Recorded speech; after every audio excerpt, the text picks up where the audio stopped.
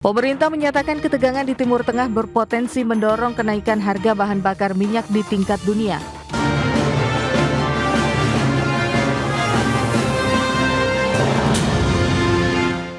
Ya, pemerintah menyatakan ketegangan di Timur Tengah berpotensi mendorong kenaikan harga bahan bakar minyak, di mana Menko Bidang Perekonomian Airlangga Hartarto menjelaskan gangguan pasokan minyak global akibat tertutupnya Selat Hormuz dapat mendorong eskalasi suplai minyak dunia ke depannya.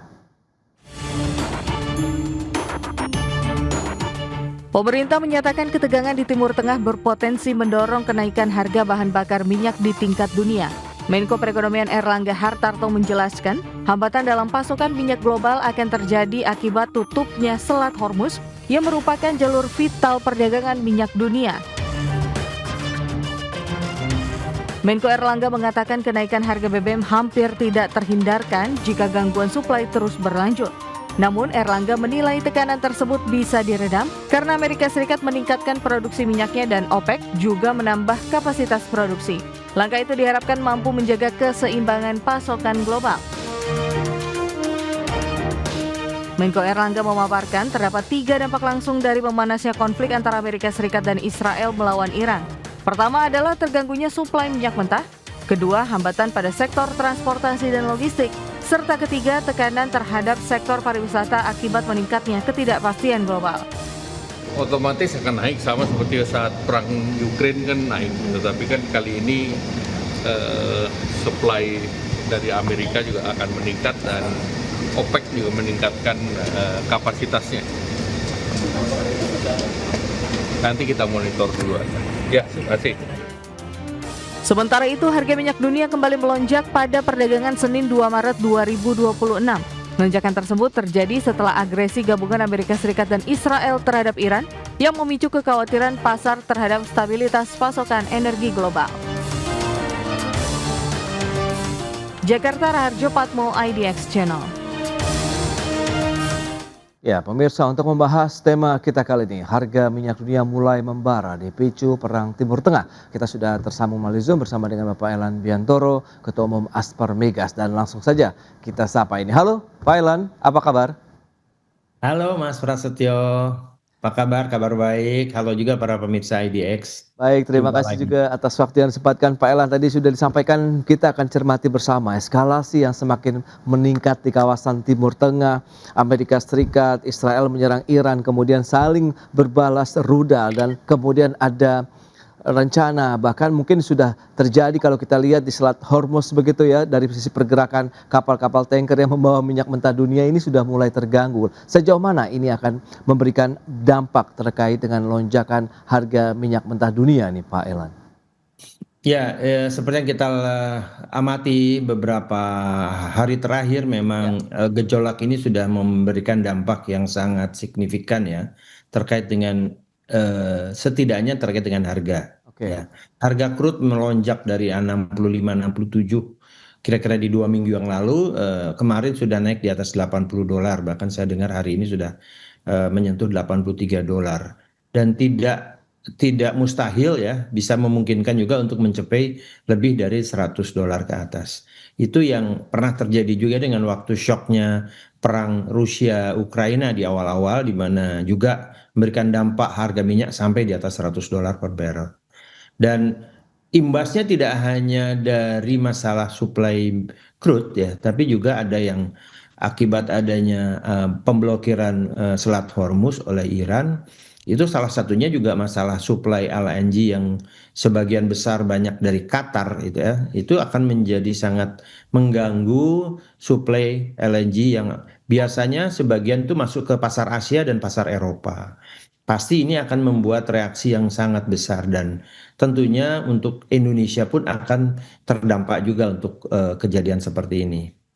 Begitu Mas Baik. Prasetyo. Nah, kalau kita lihat seberapa besar potensi dampaknya terhadap biaya produksi, kemudian akhirnya operasional perusahaan-perusahaan pemasok energi di dalam negeri ini, apakah sudah ada mitigasinya atau seperti apa nih Pak di kondisi Ya, ini bergantung dari konfliknya sendiri ya. Jadi kalau konfliknya itu hanya short ya, jangka pendek, kurang dari 3 bulan, saya kira itu tidak memberikan dampak ya. Karena apapun rantai supply dan juga stok-stok barang yang sudah ada selama ini ya umumnya masih cukup untuk satu pekerjaan project running di tahun ini atau di beberapa bulan ke depan gitu ya. Namun pasti kan akan ada pembiayaan yang meningkat, yaitu masih ternyata terkait dengan harga harga bahan bakar ya, itu Ya, jadi meningkatkan biaya produksi. Itu pasti akan terdampak. Kalau hanya kurang dari 3 bulan, dampaknya mungkin tidak terlalu signifikan, ada oke. sedikit peningkatan. Namun kalau ini berkepanjangan, nah inilah akan menjadi sesuatu yang membuat domino efeknya itu bisa mengakibatkan krisis ya. Kalau yang lebih bahaya lagi itu adalah buat negara kita kalau ada krisis. Dan krisis itu adalah multiplier effect dari dampak ini sehingga merembet ke berbagai aspek ekonomi di Indonesia begitu. Baik, baik. Nanti kita akan cermati seperti apa pandangan dari Dewan Energi Nasional. Pak Elan, kita akan bahas nanti di segmen berikutnya. Kita akan jeda sebentar, Pak Elan ya. Dan pemirsa, kami akan segera kembali usai pariwara berikut ini. Ya, pemirsa, pemerintah akan terus mengawasi dampak eskalasi perang Timur Tengah, terutama gangguan di Selat Hormuz yang menjadi jalur distribusi energi dunia, dan penutupan Selat Hormuz akan berdampak pada harga minyak dunia yang berpotensi juga memicu kenaikan biaya produksi lintas sektor di tanah air. Eskalasi perang di Timur Tengah yang kian memanas menimbulkan kekhawatiran khususnya di sektor perdagangan global. Salah satu risiko terbesar yang dicermati adalah potensi gangguan di Selat Hormuz yang menjadi jalur distribusi energi dunia. Penutupan Selat Hormuz dipastikan akan berdampak pada harga minyak dunia. Menteri Perdagangan Budi Santoso mengatakan lonjakan harga minyak dunia berpotensi memicu kenaikan biaya produksi lintas sektor, mulai dari industri manufaktur, kegiatan ekspor, hingga harga barang di pasar domestik. Dan beban biaya logistik dan bahan baku yang meningkat juga berisiko menggerus daya saing produk Indonesia di pasar internasional. Ya, misalnya kan bahan bakar ya, pasti kan akan naik. Pasti kalau itu memang benar terjadi, ya sekali lagi mudah-mudahan enggak ya. Kalau itu benar terjadi, ya memang akan berdampak ke industri kita, ke ekspor kita, tidak hanya di Indonesia, ya ke semua negara. Ya makanya tadi yang pertama saya sampaikan tadi adalah pasar di dalam negeri itu harus kita jaga dengan baik. Kalau yang pasar luar negeri pasti semakin berdampak. Untuk meredam dampak tersebut, Kementerian Perdagangan berupaya meningkatkan ekspor ke negara-negara yang relatif tidak terdampak, memaksimalkan berbagai stimulus, dan meningkatkan kolaborasi bersama pihak swasta. Langkah ini guna meningkatkan daya beli serta menopang pertumbuhan ekonomi di dalam negeri melalui penyelenggaraan berbagai macam event, penyediaan diskon, hingga berbagai macam pasar murah. Dari Jakarta, Riki Anwardi, IDX Channel. Baik pemirsa, kita lanjutkan kembali perbincangan bersama dengan Bapak Elan Biantoro, Ketua Umum Asfor Migas, dan sudah bergabung Bapak Satya Widyayuda, anggota Dewan Energi Nasional 2026-2030. Langsung saja kita sapa ini. Halo Pak Satya, apa kabar Pak? Baik, Alhamdulillah. Baik, terima kasih atas waktu yang disempatkan. Tadi sudah disampaikan Pak Elan begitu dari sisi pelaku industri ya, menyikapi kondisi dari perang di Timur Tengah. Dari Dewan Energi Nasional, bagaimana Anda melihat kansnya, kemudian potensi dampak yang mungkin harus segera kita mitigasi atau antisipasi begitu Pak, silakan. Ya, kalau dari aspek komoditasnya tentunya kita menghindari daerah yang berkonflik ya. Oke. Jadi kalau kita lihat bahwasanya kira-kira persentase daripada impor kita di daerah yang berkonflik ya, khususnya di Saudi Arabia, karena kita mengimpor Arabian Light Crude yang menjadi feeding daripada refinery kita di Cilacap, ya otomatis kita akan mendivert di tempat lain gitu ya.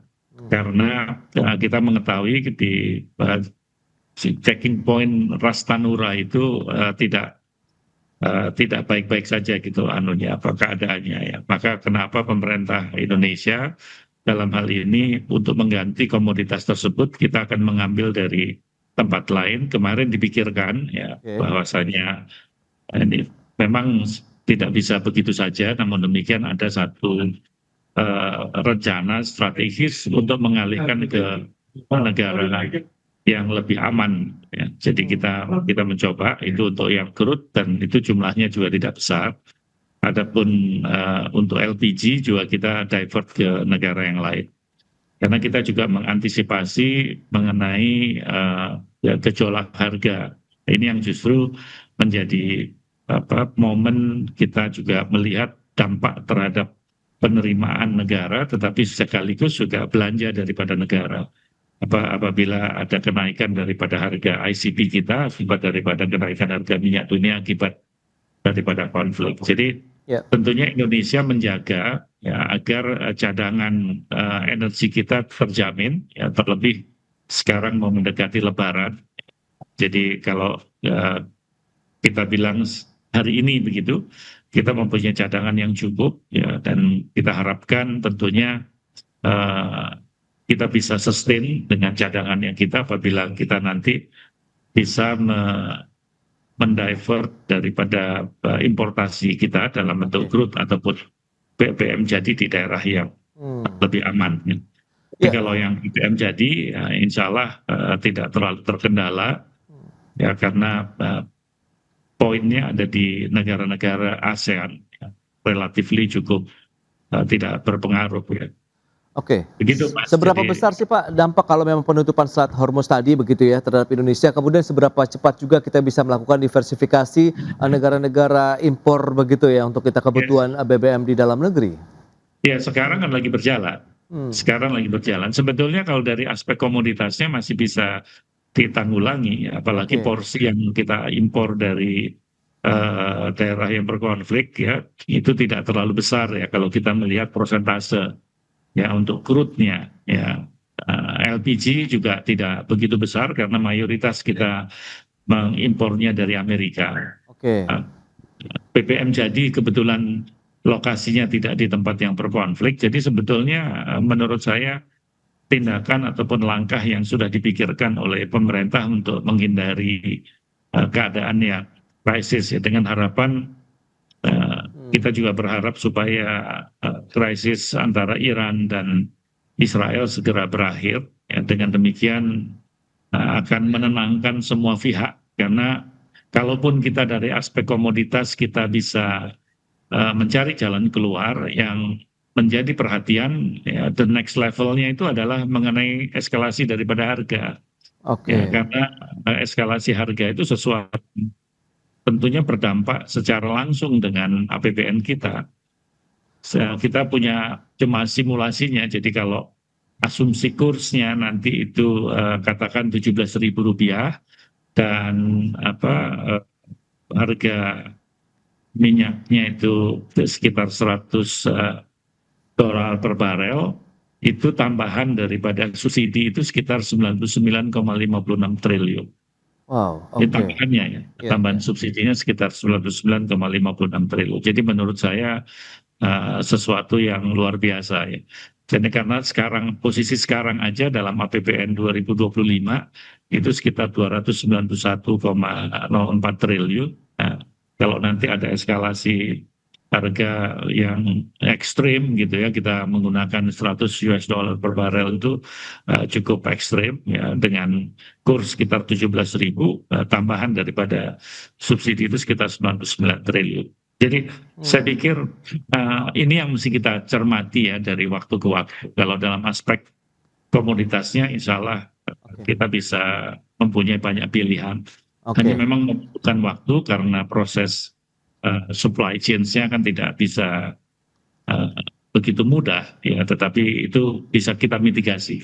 Mitigasi yang tengah dilakukan. Nah, lantas dari sisi pelaku industri lagi nih, Pak Elan, Anda melihat bagaimana tadi upaya-upaya pemerintah khususnya Dewan Energi Nasional diversifikasi juga saat ini tengah dilakukan untuk mencari produk-produk importasi bahan bakar minyak kita begitu dari negara-negara. Nah, untuk produsen di dalam negeri sendiri melihat bagaimana? Ada potensi kenaikan harga ini justru hal yang sangat positif kah atau justru sebaliknya ini, Pak Elan?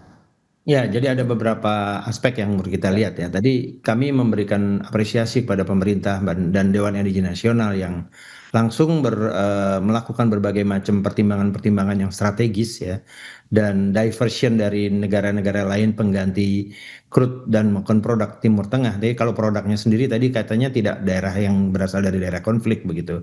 Itu sudah cukup bagus diantisipasi, dan buat kita untuk ketahanan energi itu menjadi sesuatu yang masih aman ya. Memang jadinya efeknya adalah ke harga ya.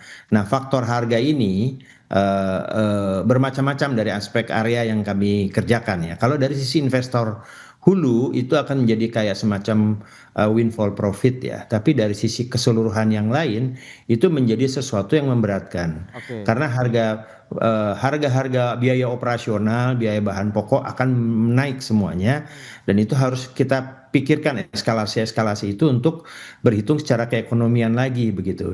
Sementara ada kontrak yang sudah berjalan, kontrak yang Iya. hampir selesai, dan kontrak yang sudah dimenangkan tendernya namun belum dimulai. Padahal angka sudah ditetapkan di dalam kontrak. Oke. Nah, ini menjadi PR buat kita untuk bernegosiasi dengan para pemberi pekerjaan begitu, untuk supaya bisa win-win solution, harga bisa di adjust lagi, dan kita bisa sama-sama menghadapi hal seperti ini, bisa kita hadapi bersama-sama, tidak dari satu pihak saja, tapi win-win solution antara pemberi pekerjaan dengan pekerja kontrak gitu, atau perusahaan yang mengerjakan kontrak-kontrak dengan Itu para dia. perusahaan minyak begitu. Strategi apa yang sudah disiapkan apabila memang nanti perangnya ini justru menjadi lebih panjang lagi? Kita akan bahas lebih jauh nanti di segmen berikutnya. Kita akan jeda sebentar, Pak Elan, kemudian juga dengan Pak Satya. Kita akan istirahat sebentar ya Pak ya. Dan pemirsa, kami akan segera kembali usai pariwara berikut ini.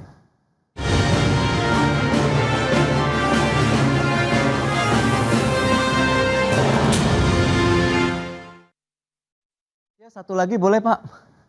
Masih satu segmen lagi boleh ya Pak? Masih aman ya Pak ya? Oke, siap. Saya udah keluar nih soalnya. Oh, iya siap. Ini pendapat Pak Satya sangat penting sekali Pak. Jadi kita ingin dapat Iya, masukan yang strategis nih Pak. Ditunggu-tunggu sama Aspermigas katanya Pak Satya. Iya, kami dari Aspermigas pun ingin mendapatkan info yang akurat Pak nih. Jadi biar bisa disampaikan kepada anggota nanti Pak. Baik, Iya, Pak. oke, siap. Kita akan segera mulai kembali. Terima kasih.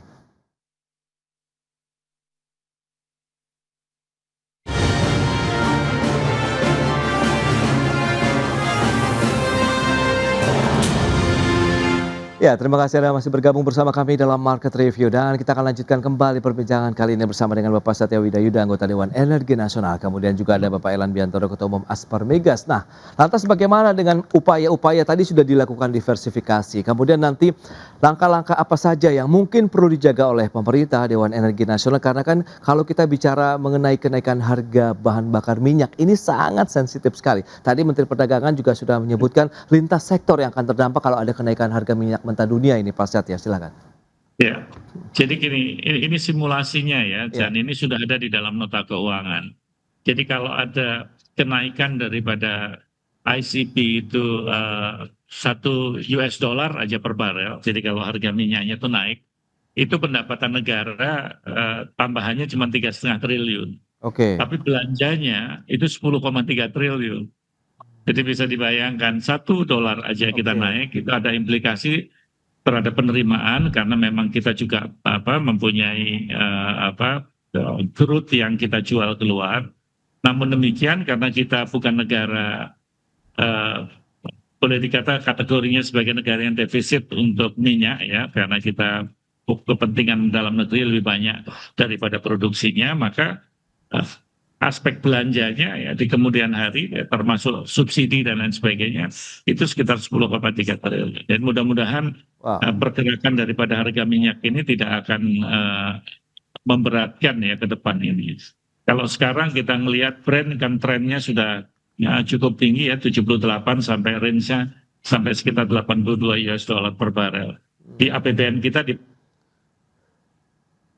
mudah-mudahan ini nanti ya kita lihat ya, karena kalau tadi di pertanyaannya itu apa yang mesti dilakukan oleh pemerintah, itu ada sesuatu yang di luar daripada kontrol pemerintah. Kalau harga minyak dunia kan sesuatu yang harus kita hadepin gitu.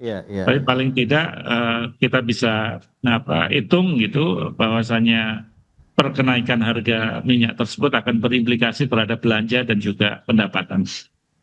Baik. Nah, lantas kalau kita bicara mengenai tadi, kalau dari sisi pendapatan negara hanya 3 triliun, kemudian belanjanya 10,3 triliun, sementara Anda melihat atau proyeksikan sendiri dari DEN sendiri, ini akan berlangsung sampai berapa lama Pak eskalasi perang ini Pak? Karena kan tidak bisa, Ukraine katanya sebentar, ternyata lama begitu. Ya ini kan suatu situasi global politics yang semua orang tidak akan bisa memprediksi dengan tepat. Oke. Ya, mempunyai asumsi-asumsi yang dari waktu ke waktu bisa berubah. Jadi kalau kita lihat ketegangan, tidak ada negosiasi yang kondusif ya, karena lagi bernegosiasi ternyata juga ada serangan misalkan, Ya. itu kan juga menimbulkan confidence daripada masing-masing pihak itu menjadi berkurang. Oke. Nah ini kan tentunya dicermati ya, bahwa presiden dan juga para kabinet yang ada di dalamnya mencermati dari waktu ke waktu ya, supaya kita bisa memitigasi apa yang mesti dilakukan ke depan. Ya kita berharap supaya ini tidak terlalu mempunyai implikasi kepada Indonesia ya, baik itu dalam komoditas perdagangan secara keseluruhan ataupun energi pada khususnya. Oke, kesiapan Pak untuk menghadapi momen Lebaran, kesiapan cadangan kita aman Pak? Ya, masih terkendali Mas, jadi kalau terkendali. Jadi kalau kita berbicara cadangan minimum itu kita masih dalam range yang ditentukan gitu. Oke, baik Pak Satya. Nah, kembali lagi ke Pak Elan. Ini bagaimana dari sisi pelaku usaha, pelaku industri begitu menyikapi apabila ini jangka pendek, menengah panjang mitigasinya? Apakah sekarang saat ini mungkin teman-teman Aspermigas sudah melakukan pemetaan nih, upaya-upaya untuk bisa menjaga pasar dan juga harga di dalam negeri misalnya juga tetap kondusif begitu nih Pak Elan? Ya, saya kira dari Aspermigas ini dari beberapa sektor ya, dari sektor investasi, ya. Saya kira ini malah menjadi satu peluang untuk bisa mengangkat investasi lagi. Oke. Mengingat kita tahu bahwa ada beberapa lapangan-lapangan minyak di Indonesia ini yang marginal ya. Marginal ini kalau dengan harga minyak sekian ini belum bisa dikembangkan. Namun begitu harga crude naik begitu menjadi $80 seperti sekarang gitu, mungkin itu menjadi ekonomis lagi dan itu momentum untuk kita coba mengangkat dan membuka kembali lapangan minyak yang marginal tadi untuk diproduksikan kembali dan bisa mengangkat produksi nasional.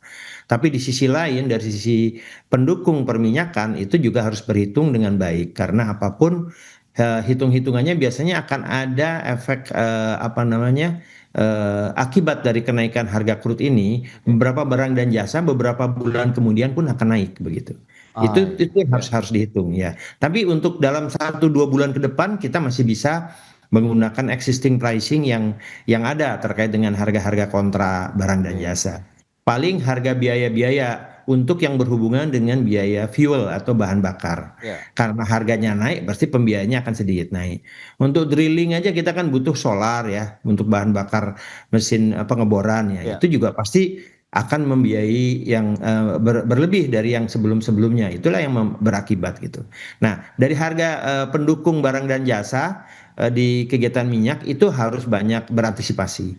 Tapi kalau untuk investasi ini menjadi apapun perusahaan-perusahaan K3S di Indonesia harus menjaga momentum ini untuk bisa mencoba memulai menghidupkan kembali lapangan-lapangan atau prospek-prospek yang marginal untuk bisa dilakukan investasi baru. Itu jadi momentum yang baik buat mereka begitu. Oke, itu dia langkah-langkah yang sudah dilakukan. Dan terakhir dari Pak Satya, Anda melihat kansnya di tahun ini akan seperti apa nanti untuk industri migas nasional kita begitu dengan adanya konflik perang begitu di Timur Tengah, Pak? Ada potensi BBM naik tidak nih, Pak Satya? Begini, kalau BBM itu kan seperti yang sudah diketahui ya, kalau yang komersial non pertalite itu kan memang ditentukan oleh pasar ya, walaupun batasan-batasannya sesuai dengan capman yang berlaku ya. Tetapi untuk pertalite sampai hari ini tidak ada perubahan ya, berarti kita masih menjaga gitu. Kalaupun harga minyak naik apabila pertalite tidak berubah ya berarti dalam hal ini subsidi pemerintah menjadi membengkak. Tadi yang kita hitung di dalam simulasi yang barusan saya sampaikan. Nah, namun kalau untuk yang harga yang non pertalite, memang mereka akan berkaitan dengan harga yang relatif bergerak ya saat ini, dan masyarakat sudah terbiasa gitu dengan pergerakan harga dari waktu ke waktu yang non pertalite. Oke.